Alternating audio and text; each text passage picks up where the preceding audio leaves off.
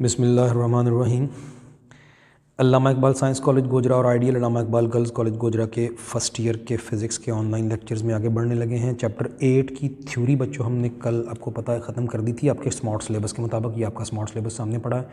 Last topic हमने जो कल पढ़ा था stationery waves in air columns, वो मुकम्मल हुआ। साथ ही चैप्टर 8 वेव्स थ्योरी इसकी मुकम्मल हुई स्मार्ट सिलेबस के मुताबिक। एक टॉपिक बड़ा अहम वैसे था लेकिन वो नहीं दिया अब उन्होंने, डॉपलर इफेक्ट। कल उसका शायद आपको देखा होगा उसका नाम अपने कल के लेक्चर में।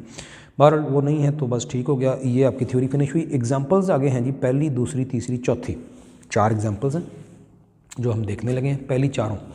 और बाद में फिर अभी आगे जाके क्लास वर्क में, यानी जो मैंने करवाने हैं, 3 न्यूमेरिकल्स हैं, 3 शॉर्ट क्वेश्चन हैं, तीसरा, छठा और सातवां। और न्यूमेरिकल्स हैं बच्चों पहला, चौथा, पाँचवां और सातवां, ये जो मैंने करवाने हैं। बाकी सिर्फ एक शॉर्ट क्वेश्चन आपके करने वाला, ये आपसे ना हुआ तो आपने मुझे बताना है, फिर इंशाल्लाह देखेंगे। न्यूमेरिकल भी 2 हैं आपके करने वाले। ये जब ये चारों आप कर लेंगे और वो जो चारों एग्जांपल्स हैं वो भी कर लेंगे तो ये 2 न्यूमेरिकल फिर आपको खुद करने चाहिए, करेंगे इंशाल्लाह। बात शुरू करते हैं। शॉर्ट क्वेश्चन 3 हैं, क्यों ना पहले शॉर्ट क्वेश्चन ही कर लें, क्या ख्याल है? शॉर्ट क्वेश्चन पहले कर लेते हैं। तो 3 शॉर्ट क्वेश्चन हैं जी, तीसरा, छठा और सातवां। आइए, ये मेरे पास आपकी ये वाली बुक आपके सामने है जी, आपको पता ही है। ये हैं जी आंसर्स टू शॉर्ट क्वेश्चंस। लें जी बच्चों, तो कौन कौन से शॉर्ट क्वेश्चन आपने देखे? तीसरा, छठा और सातवां। ये है जी हमारा तीसरा शॉर्ट क्वेश्चन। कहता है, is it possible for 2 identical waves travelling in the same direction along a string to give rise to a stationary wave. अभी पिछले लेटेस्ट जो टॉपिक आपने तीनों जो लेक्चर लिए हैं उनमें स्टेशनरी वेव्स का ही तज़किरा किया डिटेल से। तो पूछ क्या रहा, कहता क्या मुमकिन है कि 2 एक जैसी वेव्स हो, फ्रीक्वेंसी सेम, एम्पलीट्यूड सेम, सारा कुछ, टाइम पीरियड वगैरह सेम, सेम फ्रीक्वेंसी सारा कुछ है, travelling in the same direction along a string to give rise to stationary wave. कुछ याद आया? Travelling in the same direction हो और एक जैसी वेव्स हो, ये एक फिनोमिनन था जो प्रिंसिपल ऑफ सुपरपोजिशन में एंड पे जो एप्लीकेशंस 3 बताई थी उसकी, उनमें से एक था इंटरफेरेंस का फिनोमिनन, जो अब आपके स्मार्ट सिलेबस में नहीं है। ये बच्चों वो होता है सेम डायरेक्शन और सेम फ्रीक्वेंसी वगैरह, तो ये होता है इंटरफेरेंस, जो अब आपके कोर्स में नहीं था, हमने नहीं पढ़ा। लेकिन आपको याद है कि स्टेशनरी वेव की बार बार डेफिनेशन करते रहे कि 2 exactly similar wave same straight line पर आ रही हूँ लेकिन एग्जैक्टली ऑपोजिट डायरेक्शन में तो बनाती है स्टेशनरी वेव। तो क्या मुमकिन है कि सेम डायरेक्शन में जाती हुई स्टेशनरी वेव बनाए? तो आंसर है नो। पढ़ते हैं इसका आंसर, कहता है no, it is not possible, ये मुमकिन नहीं है। और एक्सप्लेनेशन में क्या कह रहा है जी, 2 identical waves travelling in opposite direction. जो हम लफ्ज़ हैं आंसर में वो मोटे करके भी लिखे, अंडरलाइन भी किए हैं, आप भी ऐसा ही किया करें, ये बड़ा अच्छा तरीका होता है ज़्यादा अच्छे मार्क्स लेने का। पेपर चेकर को कोफ्त नहीं होती पढ़ते हुए, अच्छी बात अच्छी तरह समझ आती है दूर से उसको। तो ये देखें आपकी किताब में ऐसे ही किया गया, जो हम क्रूशल जो की वर्ड्स हैं उनको मोटा करके और अंडरलाइन किया। तो कहता है 2 आइडेंटिकल वेव्स, एक जैसी वेव्स हैं 2, travelling in opposite direction in the same medium superpose to give rise to a stationary wave. एक ही मीडियम में ऑपोजिट डायरेक्शन से आती हुई सेम वेव्स पैदा करती हैं stationary wave. So it is not possible for 2 identical waves travelling in the same direction along a string या in a given medium to give rise to a stationary wave. तो ये नहीं मुमकिन कि वो सेम डायरेक्शन के लिए नहीं है, ऑपोजिट होती है तो स्टेशनरी वेव पैदा होती है। ये हमने देख लिया। तीसरा हो गया जी शॉर्ट क्वेश्चन। अगला है छठा और फिर है सातवां। छठा शॉर्ट क्वेश्चन आपका ये रहा जी, why does sound travel faster in solids than in gases. अगर आपको कुछ याद आया हो तो ये हमारा थ्योरी में हम ऑलरेडी बात कर गए हैं। सॉलिड्स में क्यों तेज़ चलती है गैसों के मुकाबले में? एक नहीं 2 रीजंस वहाँ पड़ी थी, और बेहतर है बेशक वही लिख दें। मैं बल्कि आपके लिए ये आसानी करता हूँ कि आप इसका आंसर जो है वो ईजीली वही लिख सकते हैं जो उधर लिखा हुआ है। कौन सा टॉपिक था? टॉपिक था आपका speed of sound in air. उसके कहीं शुरू में ही है ये दोनों बातें कि एक तो ये कि मॉलिक्यूल बड़े करीब होते हैं तो वो क्विक रिस्पांस देते हैं, किसी भी डिस्टर्बेंस को जल्दी से, डिस्टर्बेंस यानी साउंड वगैरह मुंतकिल होती है। और दूसरा ये था जो यहाँ लिखा है, ये भी लिख देंगे तो काफ़ी है, यही ठीक है। मैं इसको पढ़ भी देता हूँ और मैं इसकी पूरी वजाहत कर चुका हूँ। ये बातें सारी मैंने की हैं क्योंकि ऑलरेडी 100% यही बातें मैंने की हुई हैं उस टॉपिक में। दोबारा देख लें उसको, वीडियो को, मैं जस्ट इसकी रीडिंग करके देने लगा हूँ। तो क्यों साउंड सॉलिड्स में तेज़ चलती है गैसों से? तो कहता है एज वी नो दैट, जैसे कि जानते हैं, speed of sound in a medium, ये फार्मूला आपको जाना पहचाना पता है आपको। वेयर ई क्या है, इलास्टिक मॉडुलस या मॉडुलस ऑफ इलास्टिसिटी भी कहते हैं उसको, और रो है डेंसिटी ऑफ द मीडियम, पता है आपको। इन केस ऑफ सॉलिड्स याद करें, ये हमने किया हुआ है उस टॉपिक में जो मैं बात कर रहा हूँ। वी एस सॉलिड्स में जो स्पीड है साउंड की वो है E S over rho S under root, और in case of gases V G वो है E G over rho G under root. ठीक हो गया। अब कहता है as density of solids greater than density of gases है, ठीक है, but elastic modulus of solids is much much greater than elastic modulus of gases. ये मोटा करके बोर्ड लिखा ताकि यह हम पॉइंट है आंसर का। सो it is clear from equations 1 और 2 दोनों से वाज़ेह है क्या, that V S will be greater than we जी। अगरचे बटे के नीचे वाली शय भी सॉलिड्स की ही ज़्यादा है, लेकिन बटे के ऊपर वाली शय ज़्यादा है एज़ कम्पेयर टू गैसेस। तो इस वजह से इसकी ज़्यादा अच्छी डिटेल उस टॉपिक में है, वो जो मैं कह रहा हूँ, आप जल्दी से वो 2-4 मिनट 5 मिनट मैंने लगाए थे, एक दफ़ा फिर सुन लें और देख लें तो बेहतर है। तो V S is greater than we ji, that is speed of sound in solids is greater than speed of sound in gases. ये इसका आंसर हो गया जी। अगला 7वां है जी शॉर्ट क्वेश्चन, और इसके साथ ही शॉर्ट क्वेश्चन हमारे इसके फिनिश हो गए जी। तो शॉर्ट क्वेश्चन नंबर 7 कहता है, how are the beats useful in tuning musical instruments. Beats किस तरह से मुफीद हैं म्यूज़िकल इंस्ट्रूमेंट्स की ट्यूनिंग के लिए। ट्यून करने का मतलब मैं बड़ी डिटेल से मैंने समझाया था, सारी बातें की हुई हैं। ट्यूनिंग का मतलब मैंने बताया था सेटिंग द फ्रीक्वेंसी, तो किसी म्यूज़िकल इंस्ट्रूमेंट की फ्रीक्वेंसी सेट करनी है तो कैसे बीट्स यूज़फुल हैं। इसका बच्चों 100% आंसर आप यही लिख दीजिएगा। ये याद आया जी, बीट्स वाला टॉपिक, ये उसका डिटेल उसकी, ये उसका ग्राफ वगैरह, ये जो 3 लाइनें लिखी हैं यही आंसर है इस शॉर्ट क्वेश्चन का जो बता रहे हैं। एन एप्लीकेशन ऑफ बीट्स, इसकी आप हेडिंग बना रहे हैं कि ट्यूनिंग ए म्यूजिकल इंस्ट्रूमेंट, ये एप्लीकेशन है बीट्स की। ट्यूनिंग का मतलब फ्रीक्वेंसी सेट करना, और ये भी वहाँ बात हो चुकी है जब बीट्स पढ़ा था। यही इसका आंसर काफ़ी रहेगा। ये भी ठीक है, आपके नोट्स पे है, ऑलरेडी पढ़ा हुआ है, मैंने समझाया हुआ है, ये फ़िक्रे पढ़े हुए हैं, लेकिन मैं अब आपकी इस किताब से भी पढ़ दूँ ताकि आपको याद आ जाए कि ये तो वाकई कुछ वही है, कुछ चंद एक आध लफ्ज़ मुख्तलिफ होगा, 2-4 लफ्ज़ चेंज होंगे, बाकी वही है। कहता था म्यूजिकल इंस्ट्रूमेंट यानी कोई भी स्ट्रिंग इंस्ट्रूमेंट जैसे कि पियानो या violin, desired to be tune, जिसकी हम चाहते हैं ट्यूनिंग करना मतलब फ्रीक्वेंसी सेट करना, इज़ प्लेड, उसको बजाया जाता है along with a standard instrument, standard जो सही है जिसके मुताबिक हम नया बनाना चाह रहे हैं, दोनों इकट्ठे बजाए जाते हैं। याद करें, मैंने समझाया था, दोनों इकट्ठे बजा देंगे तो फिर क्या होगा, and number of beats produced is noted, तो कितनी बीट्स पैदा हो रही हैं पर सेकंड वो देखेंगे, नोट करेंगे। Frequency of the instrument to be tune, वो जो नया बनाया है या जो कहीं ख़राब था उसको सही किया, उसकी frequency is adjusted by tightening, याद आया जी, टाइटनिंग और loosening the string until no beats are heard, HEARD। तो उस वक्त तक उसको टाइट या लूज़ करते जाएंगे, दोनों को इकट्ठे बजा के, जो नया वाला बनाया है उसको स्टैंडर्ड इंस्ट्रूमेंट के साथ इकट्ठा बजा के, और नए वाले को टाइट या लूज़ करते जाएंगे उसकी स्ट्रिंग्स को, until no beats are heard, कि जब तक कोई बीट्स सुनाई ना दें, यानी सुनाई देना बंद कर दें। जब बीट्स गायब हो जाएं, इकट्ठा बजाएं और कोई बीट्स नहीं पैदा हो रही, तो इसका मतलब फ्रीक्वेंसी मैच कर गई है, बस ये ट्यूनिंग हो गई। It means there is no difference of frequency between standard and tuned instruments. जब बीट्स आनी बंद हो जाएँ तो इसका मतलब फ्रीक्वेंसी वो हो गई जो स्टैंडर्ड इंस्ट्रूमेंट की थी, आपके नए ट्यून्ड की भी वही हो गई, और यही है ट्यूनिंग ए म्यूजिकल इंस्ट्रूमेंट। शॉर्ट क्वेश्चन मुकम्मल हुए जी, यही तीनों ही थे बस। और हैं जी एग्जाम्पल्स भी हैं, न्यूमेरिकल भी हैं, और ये इस किताब पे आए हुए हैं, तो क्यों ना पहले न्यूमेरिकल ही क्यों ना कर लें, क्या ख्याल है। चले न्यूमेरिकल मैं करवाने लगा, जो मेरे करवाने वाले हैं, आप 2 आपने करने हैं, जो ना हुए कोई पॉइंट हुआ मसला तो आप पूछेंगे। न्यूमेरिकल नंबर बच्चों है 1, 4, 5 और 7। 1, 4, 5 और 7 लें जी, ये रहा आपका न्यूमेरिकल नंबर 1, ये आपके सामने। न्यूमेरिकल प्रॉब्लम्स में न्यूमेरिकल नंबर 1 है, कहता है the wavelength of the signals from A radio transmitter. कोई रेडियो स्टेशन है, उसका एंटीना है जिसमें से रेडियो वेव्स निकल रही हैं, उसमें से जो सिग्नल जो निकल रहा है, जो वेव निकल रही है, उसकी वेवलेंथ बता दी है is 1500 metre and the frequency is 200 kilohertz. ये देखिए लैम्डा 1500 मीटर और एफ है 200 किलो हर्ट्ज़। किलो का मतलब सब जानते हैं 10 की पावर 3 होता है, 200 इंटू 10 की पावर 3 हर्ट्ज़। फिर क्या कहता है, what is the wavelength for a transmitter operating eight 1000 kilo hertz and with what speed the radio waves travel. अब ज़रा गौर करें, मैंने अभी तक ये नहीं पढ़ा था कि ये लैम्डा 1 और F1 कहा है, लेकिन अब हमें समझ आई। पहले क्या कहा, उसने कहा कि रेडियो ट्रांसमीटर है, नशरियाती कोई एंटीना है, उसमें से 1500 मीटर वेवलेंथ और 200 किलो हर्ट्ज़ फ्रीक्वेंसी वाली वेव्स निकल रही हैं, और कितनी होगी वेवलेंथ किसी ऐसे ट्रांसमीटर की जो ऑपरेट कर रहा हो 1000 किलो हर्ट्ज़ पे। इसका मतलब है पहली वेवलेंथ जो बताई थी उसको लैम्डा 1 क्या दिया और पहली फ्रीक्वेंसी f1, दूसरी फ्रीक्वेंसी ये 1000 किलो, 1000 भी है और साथ किलो भी है, तो किलो का मतलब अपना भी 10 की पावर 3 यानी 1000 ही होता है, तो मल्टीप्लाई करके ये आ गया।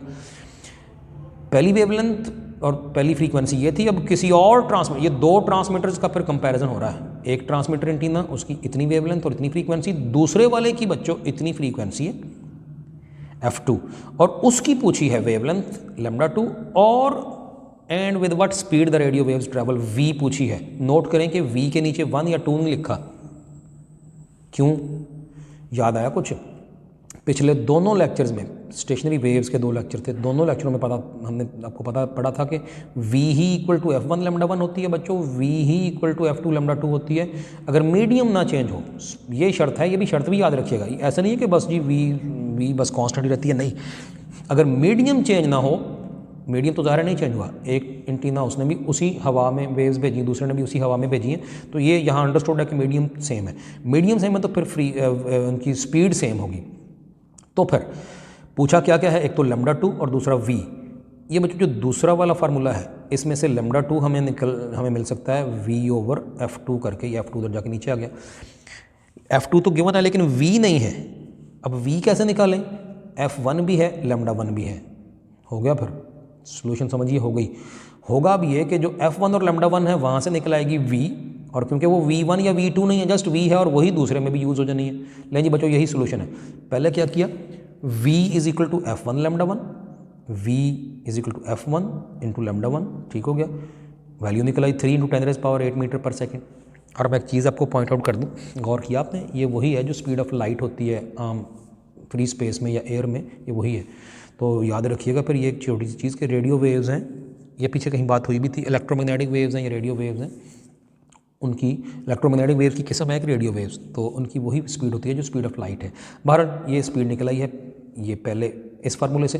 अब यहाँ से जो v निकली है वही इधर पुट करके दूसरे वाले के लिए, तो v ही इक्वल टू f2 लैम्डा 2 है, तो ना चाहिए लैम्डा 2 हुआ, ये पहले ही लिखा है v ओवर f2 गिवन था, v वो जो पहले वाले डाटा में से आई है, पुट करें और सॉल्व कर लें। ये सोल्यूशन सारी आपके सामने है जी, हो गया पहला न्यूमेरिकल। उसके बाद कौन सा जी? चौथा, फिर है पाँचवा। तो ये आपके सामने चौथा न्यूमेरिकल है जी। चौथा जो न्यूमेरिकल है इसमें थोड़ी सी कुछ इसके 2 पार्ट हैं और उनमें से दूसरे पार्ट में कुछ थोड़ी सी कुछ कमी बेशी ये है। पहले पार्ट में थोड़ी सी कमी बेशी है, वो अभी बात कर लेते हैं उसकी कि क्या कमी बेशी है। कहता है कि the frequency of the note emitted by A stretched string is 300 hertz. Note आवाज़, तनी हुई कोई तार थी, कोई रस्सी थी, उसको छेड़ा गया, उसको हिला दिया गया तो उसमें से आवाज़ निकली होगी। जैसे स्ट्रिंग इंस्ट्रूमेंट में आप छेड़ते हैं तारों को तो आवाज़ निकलती है। तो frequency of the note emitted by A stretched string is 300 hertz. Solution में देखिए फ्रीक्वेंसी है 300 hertz. What will be the frequency of this note, इसी आवाज़ की क्या फ्रीक्वेंसी होगी व्हेन, जब क्या हो। अब 2 पार्ट हैं जी, 2 पार्ट हैं। जब क्या हो, a part the length of the wire, note करें यहाँ लेंथ ऑफ द वायर लिखा है, लेकिन मैं आपको बच्चों दिखाऊं, आपकी जो टेक्स्ट बुक है उसमें लेंथ ऑफ द वायर नहीं कहा, लेंथ ऑफ द वायर नहीं, ये मेरे पास टेक्स्ट बुक भी है, उसमें लेंथ ऑफ द वेव कहा है। न्यूमेरिकल नंबर 4, ये आपके सामने चौथा न्यूमेरिकल है। ये पहला पार्ट है, the length of the wave is reduce. Length of the wave का मतलब lambda, wave length of the wave मतलब lambda is reduce by 1/3 without changing the tension. हम अब अगरचे सोल्यूशन इसकी पूरी दी है और आप खुद ये कर सकते हैं, देख लीजिएगा, ना समझे तो मुझे पूछिएगा, लेकिन ये आपको पेपर में उम्मीद नहीं कि आनी चाहिए नहीं, क्योंकि ये स्टेटमेंट इसकी वो टेक्स्ट बुक वाली नहीं है, इसीलिए उसने बाद में जाके आगे ये अगले सफ़े पे ये डैश डैश से लाइन लगा के और लिखा from the statement of the text book, चौथे न्यूमेरिकल का A part, the length of the wave is reduce by 1/3। मैं इसी को सॉल्व करूँगा क्योंकि टेक्स्ट बुक को ही फॉलो करना है। बी पार्ट अलबत्ता वो भी रहता है साथ ही, बी पार्ट अलबत्ता इसी तरह ये जैसे टेक्स्ट बुक पे, the tension is increased by 1/3 without changing the length of the wire. ले जी हम टेक्स्ट बुक के मुताबिक फॉलो करेंगे और जैसे मैंने कहा कि कोई अगर शौक़ रखते हो, अपनी मर्ज़ी है, चाहे तो वो जो सोल्यूशन इधर से पहले पार्ट की अदरवाइज़ भी देख सकते हैं, जो अगर स्टेटमेंट चेंज हो जाए, वेव की बजाय वायर का लफ्ज़, तो भी पॉसिबल है, तो भी हम कर सकते हैं, लेकिन हम टेक्स्ट बुक को ही फॉलो करते हुए चलिए इसको सॉल्व करते हैं। मैं इसको आपको चलिए इधर समझा ही देता हूँ, ज़रा मामला आपके लिए आसान कर दूँ। क्या क्या गिवन था जी? पहले तो फ्रीक्वेंसी थी, उसने कहा फ्रीक्वेंसी एफ़ जो थी वो थी 300 हर्ट्ज़, अभी स्टेटमेंट देखी थी आपने। और कहता है किसी स्ट्रेच स्ट्रिंग के ऊपर, और what will be the frequency, F dash कह लें, नई फ्रीक्वेंसी क्या हो जाएगी अगर क्या हो जाए ए पार्ट, एफ डैश क्या हो जाएगी अगर क्या हो जाए, अगर लेंथ ऑफ द वेव यानी लैम्डा डैश हो जाए is reduced by 1/3, length of the wave is reduced by 1/3 without changing the tension, tension change किए बगैर, रस्सी की टेंशन चेंज किए बगैर वेव लेंथ अगर रिड्यूस्ड हो जाए बाय 1/3। अब ये ज़रा देखिएगा, यानी जो लैम्डा डैश है, ये जो पहली थी लैम्डा जो थी, अगर लैम्डा डैश उस की 1/3 गुना कम हो जाए, जितनी थी ओरिजिनल उसका लैम्डा बाई 3 कमी आ जाए, जितनी थी लैम्डा उसमें से 1/3 कमी आ गई, यानी लैम्डा में से लैम्डा बाई 3 निकला, तो ये बना जी 3 LCM, ये बना 3 लैम्डा माइनस लैम्डा, ये बना 2 लैम्डा बाई 3, यानी लैम्डा डैश हो गया नया लैम्डा, पहला था लैम्डा, ओरिजिनल था लैम्डा, उसमें इतनी कमी आई तो नया लैम्डा हुआ 2 लैम्डा बाई 3।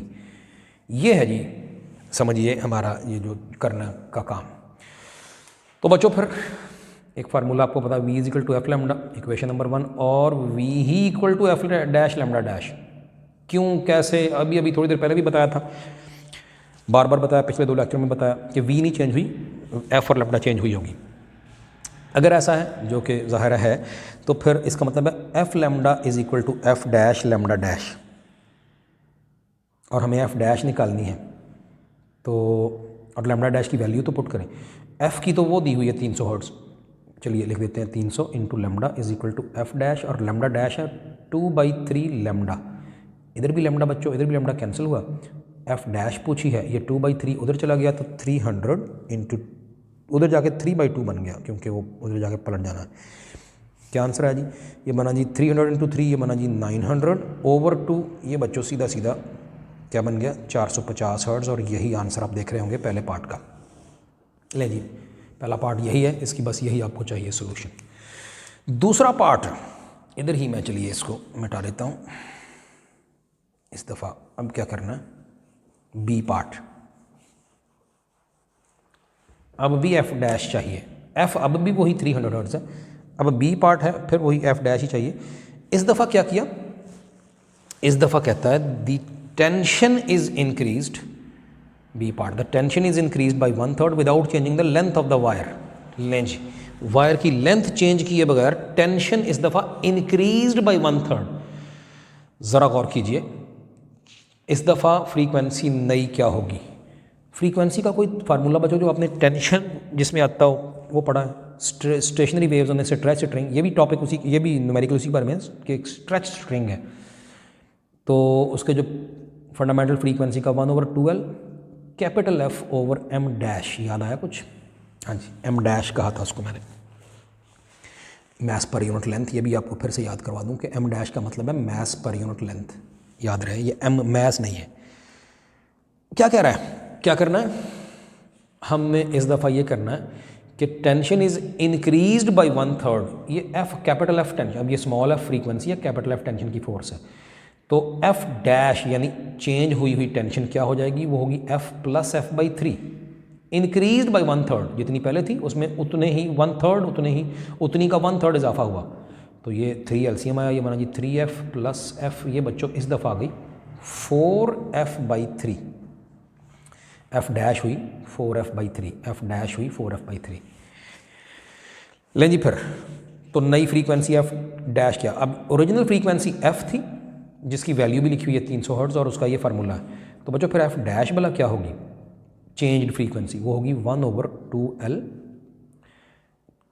ऊपर एफ डैश, एम डैश अलबत्ता दोनों में ही सेम आएगा, हालांकि वो एफ फ्रीक्वेंसी थी उसमें भी एम डैश है, उसकी वजह ये है वो डैश वो उस वजह से क्या मैथ्स पर यूनिट लेंथ था, ये वो वाला डैश है, वो तो खैर चेंज भी नहीं हुई, वो जितनी थी उतनी है, चेंज एफ हुई है विदाउट चेंजिंग द लेंथ, बाकी कुछ नहीं चेंज किया, ना एम डैश ना एल। वो एफ फ्रीक्वेंसी थी तो कैपिटल एफ टेंशन थी, एफ डैश नई फ्रीक्वेंसी तो कैपिटल एफ डैश। लें जी फिर इसको सॉल्व करते हैं। एफ डैश हुआ 1/12 और ये वाला एफ डैश ये अभी निकाला है 4f/3 और बटे में ये उसी तरह से ये वाला एम डैश भी तो है, तो ये एम डैश भी बटे में है और अंडर रूट। इसको बच्चों अब हम ये जो 4/3 है, ये जो 4/3 है और रूट के नीचे है, मैं इसको अगर शुरू में अलग से ले आऊँ 4/3 सारा ही अंडर रूट, और बाकी जो बच रहा है उसको मैं अलग लिखने लगा हूँ, तो ये बना 1/12 और बाकी जो कुछ बचा f/m डैश। बच्चों ये पहचाने तो ज़रा ब्रैकेट के अंदर क्या चीज़ है, ये तो ये है ओरिजिनल फ्रीक्वेंसी। चलो बस फिर हो गया तकरीबन सॉल्व। एफ डैश बच्चों बनेगी 4/3 अंडर रूट, ये 4 वैसे अंडर रूट 2 बनता है, पता होगा 4/3 अंडर रूट 2 और 3 अंडर रूट 4 अंडर रूट 2 आ गया, और 3 अंडर रूट वैसे ही मैंने लिख दिया इनटू वो सारी क्या चीज़ है ये मैंने बताया, ये ओरिजिनल फ्रीक्वेंसी एफ है और वो दी हुई है वो 300। लें जी फिर 2/3 अंडर रूट इंटू 300, इसको बच्चों करना है सॉल्व। तो ये आपको जब सॉल्व करेंगे तो ये बनेगा 346 हर्ट्स, ये है जी चेंज्ड फ्रीक्वेंसी अगर टेंशन इंक्रीज बाई 1/3 हुई हो तो फिर ये हो जाएगी, जबकि पहला पार्ट हम पहले ही कर चुके हैं कि अगर वेवलेंथ डिक्रीज बाई 1/3 हुई तो क्या होगी वो देख लिया था। ठीक हो गया जी, ये न्यूमेरिकल आपका टेक्स्ट बुक की स्टेटमेंट के मुताबिक हो गया। वैसे तो अदर दैन टेक्स्ट बुक की स्टेटमेंट के भी इसकी थोड़ी सी और तरह से ए पार्ट की हो सकती है, लेकिन ज़रूरत नहीं है, तो हमें गिवन जो नहीं है वो। अच्छा न्यूमेरिकल नंबर 4 हो गया जी, 5 और 7 और हैं, 5 और 7।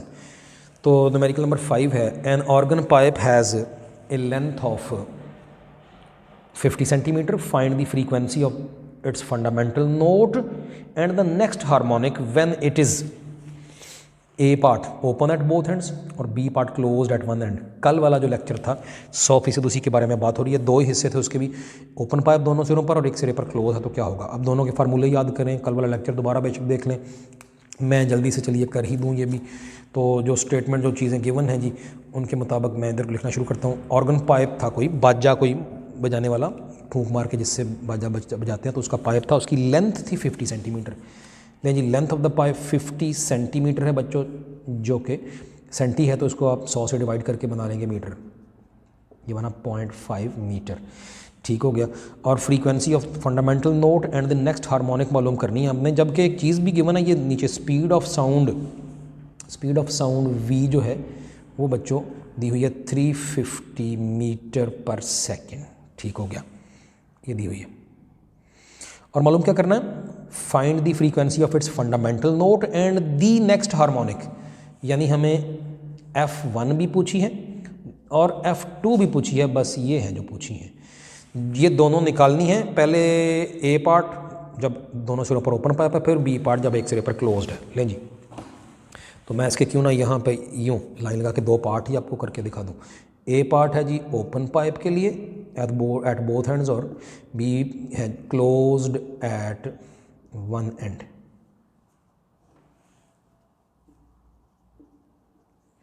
तो फिर कल वाले टॉपिक, लास्ट टॉपिक जो थ्योरी का पढ़ा था उसके फार्मूला याद करें, ये ओपन पाइप था और ये क्लोज एट वन एंड। अच्छा ओपन पाइप के लिए ये दोनों चाहिए, याद है जी फार्मूला, Fn थी NV/2L, कैसे थी क्यों थी अब ये कल वाले लेक्चर में मौजूद है। तो बस पर ये तो बड़ा आसान है, F1 हुआ 1V/2L और V भी गिवन है, L भी गिवन है, ये रहा V ये रहा L, वैल्यू पुट करके सॉल्व कर लें, बाकी काम आपका आपके कैलकुलेटर का। और F2 क्या हो जाएगी, सिंपली 2F1, उसको बेशक सॉल्व ना भी करें या यूँ भी कर सकते हैं, यहाँ 2 लिख दें 2V/2L या 2F1, जो इसका आंसर आएगा उसका दोगुना करके ये इसका आंसर आ गया। और ऐसे ही क्लोज एट वन एंड की बात करें तो Fn was equal to capital NV/4L, याद करें, याद देख लें वो टॉपिक थ्योरी में।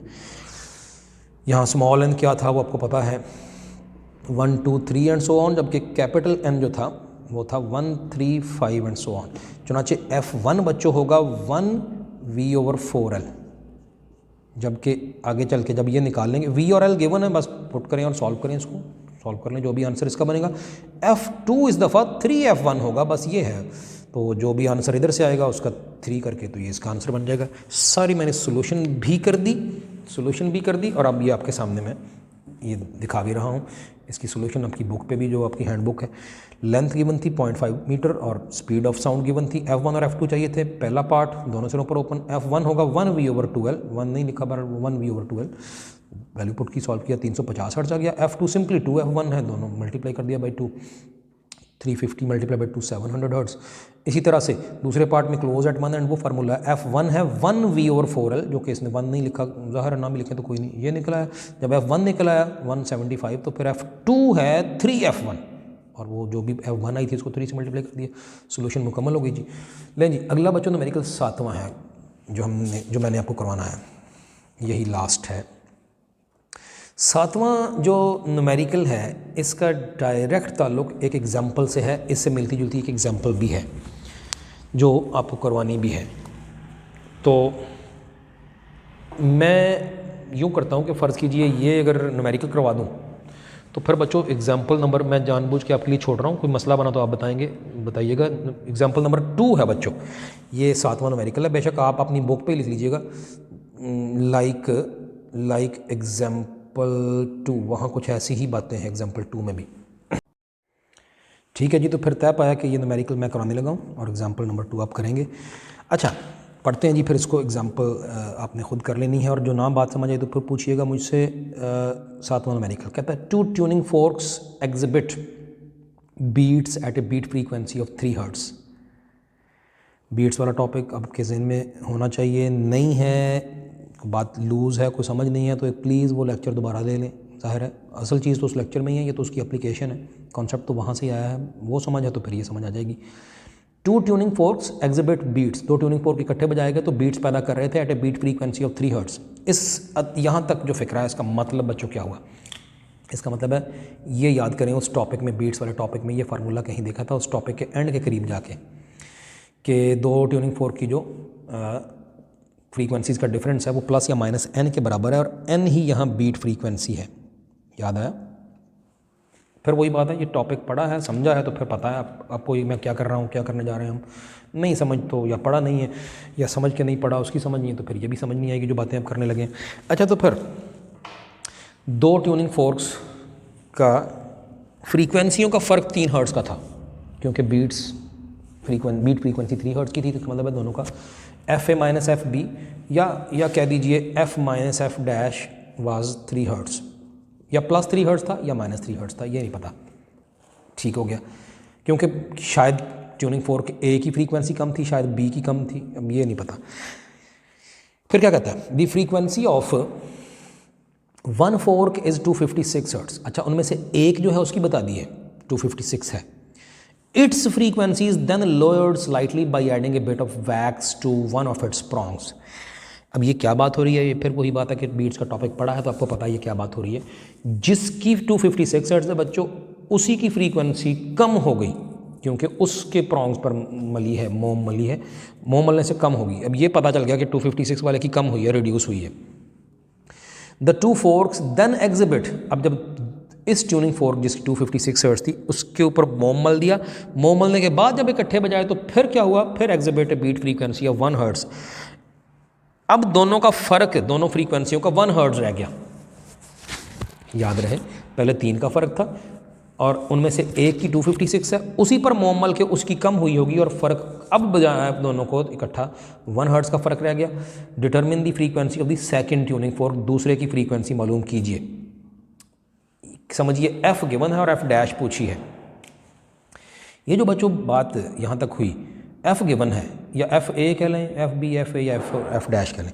अच्छा, अब F तो 256 है, माइनस F डैश ये बराबर या तो पॉजिटिव 3 के है, एक पॉसिबिलिटी, या फिर दूसरी पॉसिबिलिटी ये है कि 256 minus F dash is equal to -3। वही ये वाली चीज़ इस्तेमाल की, 2 पॉसिबिलिटीज़ हैं, या पॉजिटिव या नेगेटिव। अगर तो ये पहली की बात करें तो बच्चों फिर ज़रा इसको सॉल्व कर लें। 256 माइनस F, ये माइनस F डैश उधर ले जाते हैं, उधर जाके प्लस बन गया F डैश और ये 3 उधर जाके माइनस बन गया, तो ये बना 253 हर्ट्ज़। और या फिर दूसरी पॉसिबिलिटी है कि 256 और ये -3 इधर आया तो +3 बन गया और ये माइनस उधर जाके प्लस बन गया, यानी 259 हर्ट्ज़। यही तो पूछी गई है कि एफ़ डैश कितनी है, यही तो पूछा गया कि एफ़ डैश कितनी है, लेकिन ये तो कोई एक आंसर नहीं, अभी तो 2 आ रहे हैं। अभी हमने सिर्फ पहली पॉसिबिलिटी डिस्कस की है, याद रहे।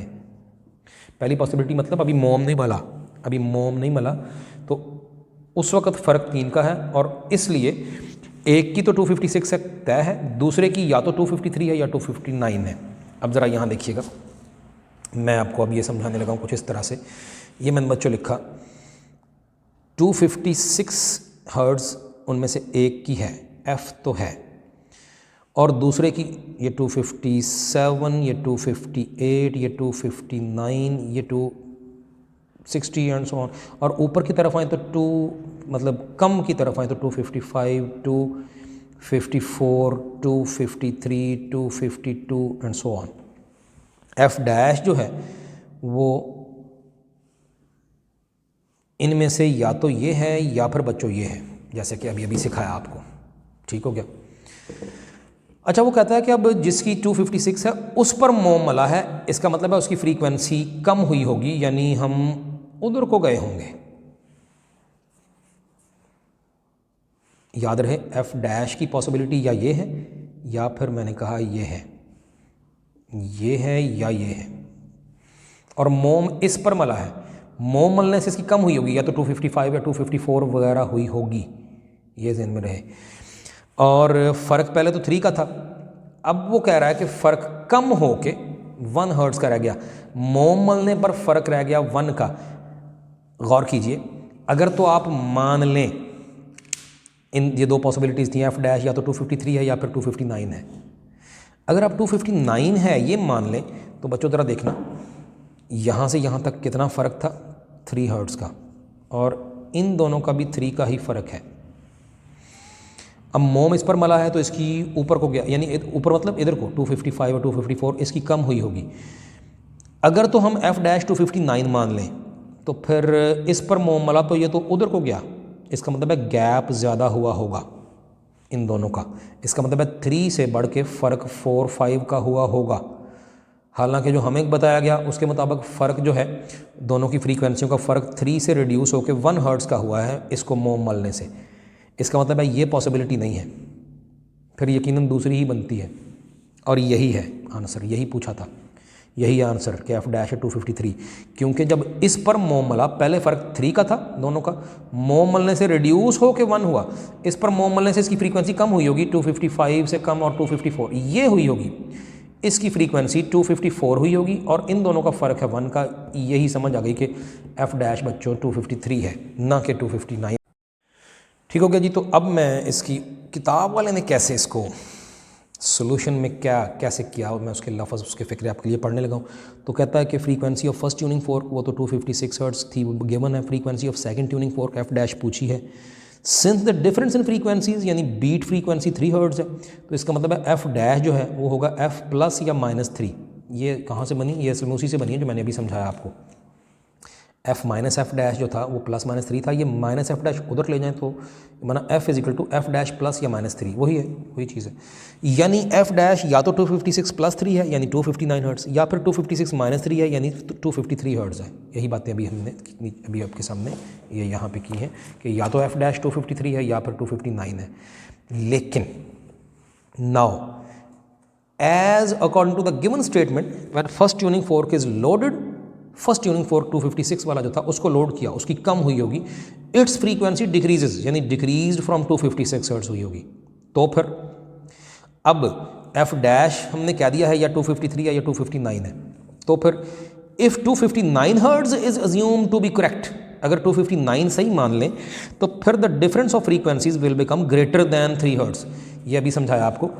अगर ये मान लें तो इसकी तो लोड होने पर कम हुई होगी, तो ये गैप और बड़ा होगा, लेकिन जो गिवन चीज़ है वो उसमें गैप कम हुआ है, but it must be 1 hertz, लेकिन वो तो 3 से बड़ा नहीं बल्कि कम होकर 1 हुआ।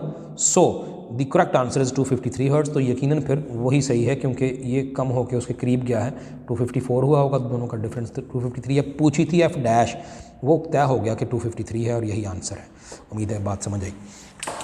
लें जी, ये बच्चों आपके लिए हमारे पास मुकम्मल हो गया न्यूमेरिकल नंबर 7।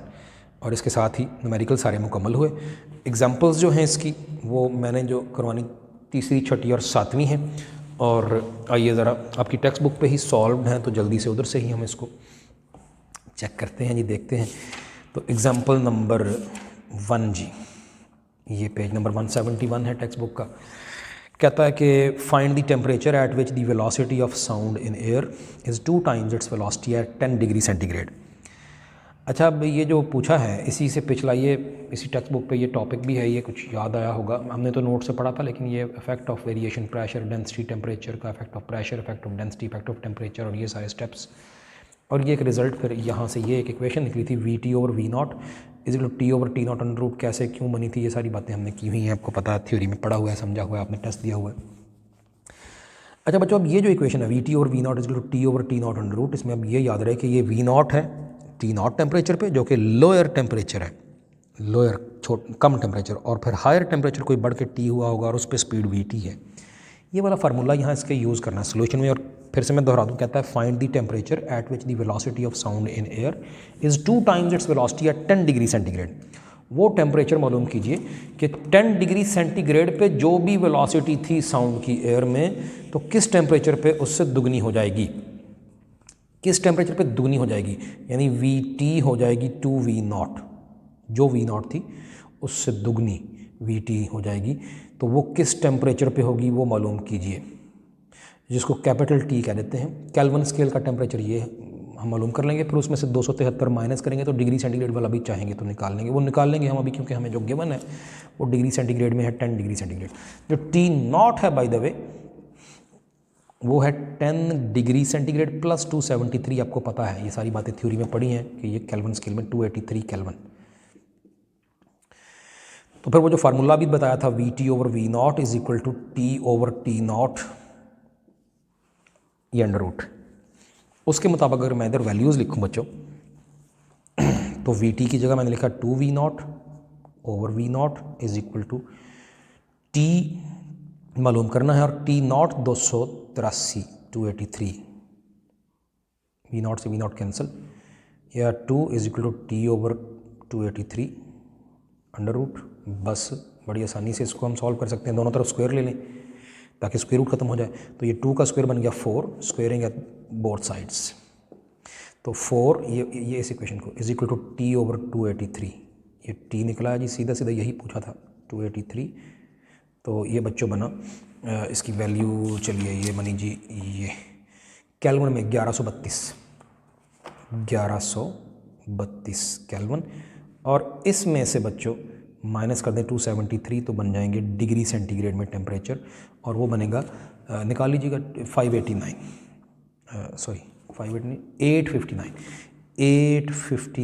डिग्री सेंटीग्रेड, यही पूछा था। तो 10 डिग्री सेंटीग्रेड पे जितनी स्पीड होगी उससे दुगनी हो जाएगी 859 डिग्री सेंटीग्रेड पे, यही हमें पूछा था जी। ये सोल्यूशन है इसकी, बाकी मज़ीद किताब से भी देख लें, कुछ ऐसी ही बात वहाँ पर है। बस फ़र्क सिर्फ छोटा सा एक मैं बता दूँ, उसने वो जो वी नॉट है ना, वो जो वी नॉट है वो वाली स्पीड जो इस टेम्परेचर पे टी नॉट पे है, उसको उसने जस्ट नाम दिया किताब वाले ने, वी नॉट को V283 कह दिया, वो वाली स्पीड जो इस निचले टेम्परेचर पर है वी नॉट। बस इसने ये कहा है, बाकी और कोई मसला नहीं है, चुनांचे ये वही सारे स्टेप्स हैं जो मैंने अभी कर दिए हैं।